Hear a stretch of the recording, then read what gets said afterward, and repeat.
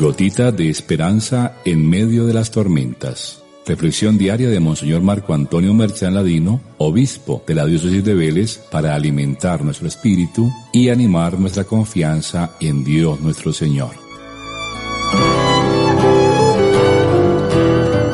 Muy buenos días para todos. Durante estos días hemos sido testigos de un momento muy difícil para nuestro Señor Jesucristo, algo que podríamos llamar como una pasión interior que Él vivía antes de su entrega en la cruz. Pues hemos sido testigos como en la medida en la que Él revelaba con calma y amor su identidad, su origen, su misión y su relación única y absoluta con el Padre Celestial, en esta misma medida crecía también la incomprensión, la oposición, el rechazo y las ganas de matarlo. El Evangelio de hoy se desarrolla en el contexto de la fiesta de la dedicación, es decir, de la reconsagración que hicieron del templo, de la vuelta de la gloria de Dios al templo después de que había sido profanado. Jesús se paseaba entonces bajo el pórtico de Salomón. Los judíos al verlo lo rodearon con el propósito de lapidarlo, porque consideraban que al haberse autoproclamado como hijo de Dios, había caído él en el pecado más terrible, el de la blasfemia. Tú siendo hombre, te haces a ti mismo Dios. Pero lo que no sabían es que no era una blasfemia, sino la verdad más grande. El hombre Jesús es Dios, y Dios es el hombre Jesús. Y todo lo que Él hizo revela que el Hijo nos ama con el mismo e idéntico amor del Padre Celestial.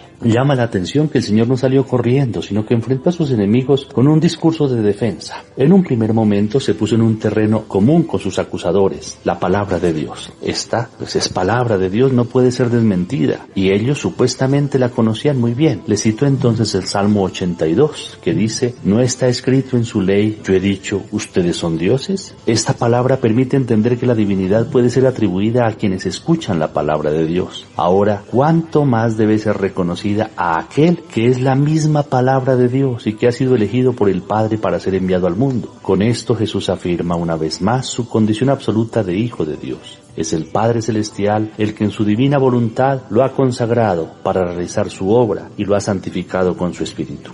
En un segundo momento vuelve al argumento de las obras, pues en ellas debemos reconocer al Hijo del Padre, ya que su palabra corresponde con las obras que él hacía. Él en efecto hacía las obras de Dios. Signos, milagros, curaciones, su entrega en la cruz, todas estas son motivo suficiente para que crea quien quiere creer. El problema de ellos es que no querían creer, por eso cualquier argumento era siempre insuficiente. Tal vez se podía rechazar sus palabras, pero era imposible negar sus obras, de las que todos eran testigos. Ellas por sí mismas daban testimonio, casi que gritaban al mundo que Jesús era el Hijo, e invitaban a creer, es decir, a reconocer que el Hijo estaba en el Padre y el Padre en el Hijo, que el Hijo era la morada del Padre, de la misma manera que el Padre es la morada del Hijo. Esto que acabo de decir tiene una explicación, y es que uno se siente en casa cuando tiene allí su corazón, vive donde ama y es amado. Entonces, como el Padre y el Hijo se aman de una manera extrema, el uno vive en el otro de manera perfecta, pues los dos son uno. Lo que pidió el Señor en ese momento fue una fe profunda en su unidad con el Padre. Solo la fe puede llevarnos a descubrir en las obras de Jesús su relación y su unidad de sentimientos con el Padre. El Padre está en mí y yo estoy en Él.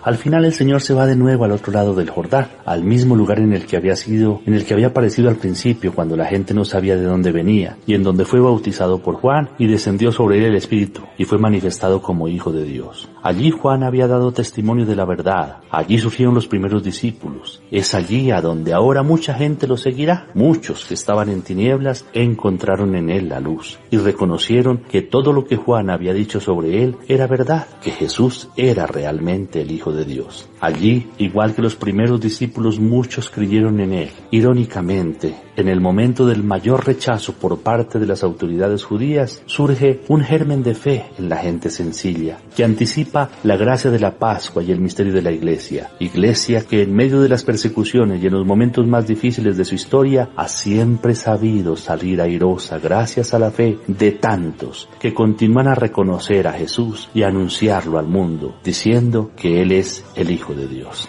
Que nosotros seamos parte de ese grupo, pequeño, sí, sencillo, humilde, pero lleno de una fe profunda, de una fe convencida, que en medio de las situaciones tan difíciles que estamos atravesando hoy en la historia de esta humanidad, de guerra, de violencia, de polarización, de división política, nosotros seamos como un farito en medio de la oscuridad, que nuestra fe continúe a brillar y continúe a proclamar que Jesús es el Hijo de Dios y que nosotros en Él también estamos llamados a ser sus hijos, a ser miembros de su familia. Recibamos la bendición del Señor esté con ustedes, y la bendición de Dios Todopoderoso, Padre, Hijo y Espíritu Santo, descienda sobre ustedes y los acompañe siempre. Amén. Un feliz día para todos. No olvidemos participar hoy en las Santas Viacrucis.